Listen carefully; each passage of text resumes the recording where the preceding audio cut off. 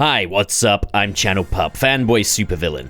And today I'm going to be dropping some truths on what I think is one of the dumbest discourses I've seen in a while. Spider Mondays and the gradually declining box office, and how that reflects on the overall quality of these films. This is going to be a quick one today, folks. I do have some bigger videos planned for later, but I've seen some really dumb arguments surrounding this topic that I just want to shut down. Subscribe, patron, you know what to do, it's all in the description. So for those unaware, Spider Mondays is a celebration of Columbia's 100th anniversary. With that, every Monday for 8 weeks, they are re-releasing a Spider-Man movie into cinemas, starting with Spider-Man 1, going through to Spider-Man No Way Home, albeit omitting the Spider-Verse movies. So purely live-action stuff and no spin-offs. And this has been a pretty major event. It's a chance for Spider-Man fans to go back and celebrate some of their favorite films on the big screen. But there has been a noticeable decline as the movies have gone on in terms of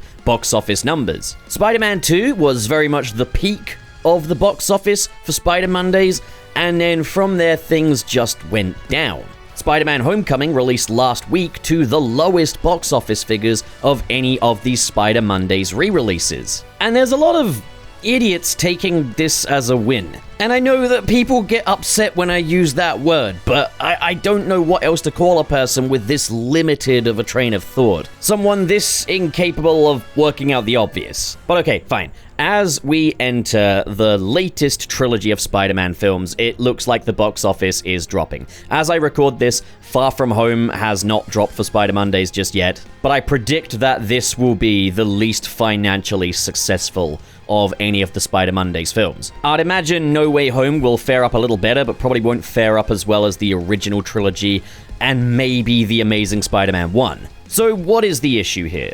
There's a lot of people taking from it that this is evidence that MCU Spider-Man sucks. This is validation for their personal opinion that this is the worst version of Spider-Man. And look, here's the thing. I do get that MCU Spider-Man is very divisive among Spider-Man fans. This is our first live-action Spider-Man that has been an active part of the Marvel Cinematic Universe, so he's had a lot more interactions with that greater Marvel universe rather than just being a self-contained Spidey. And not everyone's going to be on board with that. It skips the origin story, and for some people, they want more references to that. Others don't care. It's no secret, the MCU Spider-Man films are divisive among Spider-Man fans. They are also hugely successful movies, with Spider-Man Far From Home and Spider-Man No Way Home among the highest-grossing Spider-Man movies ever made. And Homecoming was also a huge box office success. So there is evidence that people do keep coming back for MCU Spider-Man. Not only that, there is a great deal of approval for this version of Spider-Man among the general audience. They're divisive among Spider-Man fans, but they're not in the bigger picture. In the grand scheme of things, these are still very positively received movies. And there's a lot of data to back that up. Now, I'm not saying that to invalidate anyone that really doesn't like these movies. At the end of the day, I myself feel like I would rather have a more self-contained Spider-Man going forward, something a bit more meat and two veg. These are not my favorite Spider-Man movies of all time. I do love them, but I do prefer the Raimi trilogy, and there are elements of The Amazing Spider-Man 1 that make me kind of miss that style of movie. Whereas now everything's very contemporary, very much a cog in the greater machine. And I think they do recognize that. I think that's kind of what the ending of No Way Home is setting up. But yeah, re-releasing these movies, Spider-Man Homecoming fared up by far the worst in the series. Even worse than The Amazing Spider-Man 2, which was the lowest grossing Spider-Man film, not accounting for spin-offs or animated movies there. And a lot of that sector of Spider-Man fans that really don't like the MCU Spider-Man movies are seeing this as like, everyone has seen the light now. MCU Spider-Man is puppy dog shit. People finally get it. And that's the thing, is I feel like the conversation has been slowly but surely becoming insufferable surrounding these movies. It started off really nice. When the Raimi trilogy was in cinemas, we were seeing people really reappraising these movies, appreciating Spider-Man 1 for as kind of stylized and old school as it was. People were going back and reappraising Spider-Man 3 and appreciating it for the uncompromising film that it truly is. Then when the Amazing Spider-Man movies dropped, left, I did notice the tide starting to kind of change a little bit. There were some folks, mainly in the Raimi fan base, that were kind of gloating that, Amazing Spider-Man fans finally actually watched the Amazing Spider-Man movies and realized they're bad, and I don't think that's very fair. At the end of the day, there's a lot of people that adore those movies, especially Amazing Spider-Man 1, which I think is an amazing film. By all means, joke about, I don't mind some of the jokes about how, the theaters are going to be empty for the MCU Spider-Man. I can appreciate that, but people using this as like an objective metric of these films' quality, that these box office numbers are a reflection of each of these films' quality, I think there's an element of that for definite. It's why Raimi's Spider-Man 2 was the highest grossing of that original Raimi trilogy, is because it is generally the most beloved of the trilogy. Amazing Spider-Man 1 did better than Amazing Spider-Man 2 because I think most are in agreement that Amazing Spider-Man 1 is better than Amazing Spider-Man 2. I think there's an element of that, but it is by no stretch the be-all and end-all.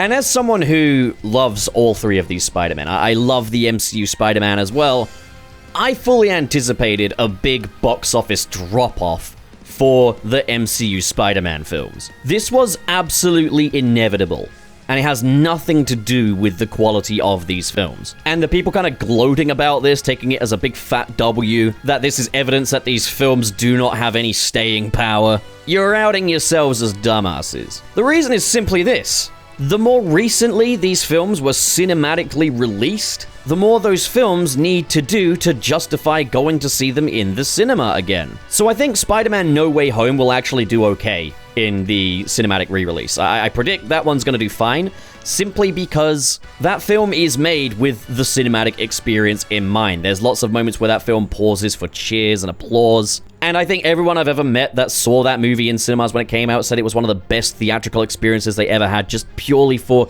the atmosphere in that movie theater. And that's not something that you can necessarily recapture by watching it at home. But that is a celebration movie. That's bringing all three Spider-Men back to the big screen, and I think people will want that theatrical experience again.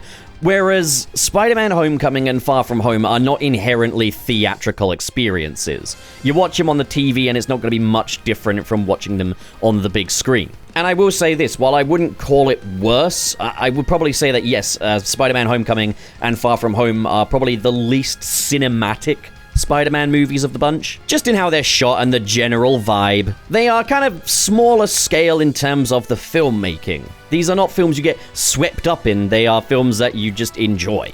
Is there a case to bring back that cinematic edge that the previous Spider-Man had?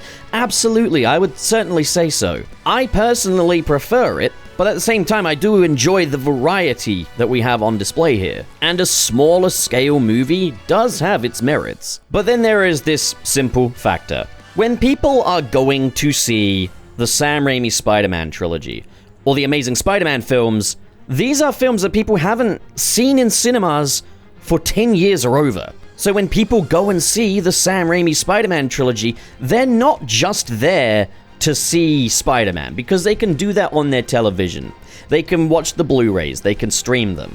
They're seeing it in the cinema because, A, you don't really get movies like that anymore theatrically released. Superhero movies have very much moved on from that style, but most of all, they're going to see these films in cinemas to relive moments from their childhoods, or in the case of Amazing Spider-Man, from their college years. The people that saw those movies in theaters as kids and teenagers are not kids and teenagers anymore. Whereas someone whose childhood movie was Spider-Man Homecoming is probably still a child. There isn't a nostalgic novelty to the MCU Spider-Man. It honestly makes me wonder why they even bothered. And not just that, but Tom Holland is the current Spider-Man. We know that in a year or so's time, we're going to see him on the big screen again as Spider-Man. The difference is, rather than a movie we've seen before, it'll be a brand new movie because it'll be a sequel. This Spider-Man still has a future ahead of him. Whereas Tobey Maguire and Andrew Garfield, we don't really know. We got to see them again in Spider-Man No Way Home, but it's pretty unlikely we'll be seeing them beyond that. And re-releases are not a regular thing. Put it this way, the Spider Mondays thing is coming to the UK under the name Spider-Mania in August. And I've kind of categorized these movies into how likely I am actually to go see them again. Spider-Man 1 for me is an absolute must-see, because I never got to experience that film on the big screen because it released as a 12 in the UK. This movie was the reason why the 12A exists. Spider-Man 2, I saw that in the cinema as a kid, and I just remember just the amount that this movie had captured my imagination. I thought I was web swinging out of that cinema. So yeah, absolute must-see. Same goes for Spider-Man 3. Amazing Spider-Man, yeah, I'm gonna call that a must-see. Amazing Spider-Man 2, it's a fun idea. I'd like to go see that again in the cinema. But because I do find it to be so much of a lower quality film than the ones that came before, I don't know, I might. But I might also be perfectly satisfied watching it on DVD and Blu-ray. The MCU films, I've got the Blu-rays. But I mean, if there's going to be that, massive audience uproar for Spider-Man No Way Home, I'll probably go see it just for that. These are re-releases for fans. People are not going to see these to see the movies. They're going to see these for the experience because they can see the movies from the comfort of their own home without paying any extra. Unless they're like streaming it on Amazon Prime or whatever, but still, that would be cheaper. So Spider-Man Homecoming might be someone's favorite Spider-Man movie, but the cinematic experience of Spider-Man Homecoming, it just might not be as enticing as the others. I like Spider-Man Homecoming more than I like The Amazing Spider-Man 1 and 2, but it's a way less enticing offer to see that on the big screen than it is the other two movies I just mentioned. I don't understand why people can't work this out for themselves. I swear, it's like once they get something that validates their own little agenda, then, like, the brain switches off. Forget the nuance. There's only one carriage on this train of thought. Also bear in mind, these re-releases are strictly for fans. And if the MCU Spider-Man movies were most popular among the general audience,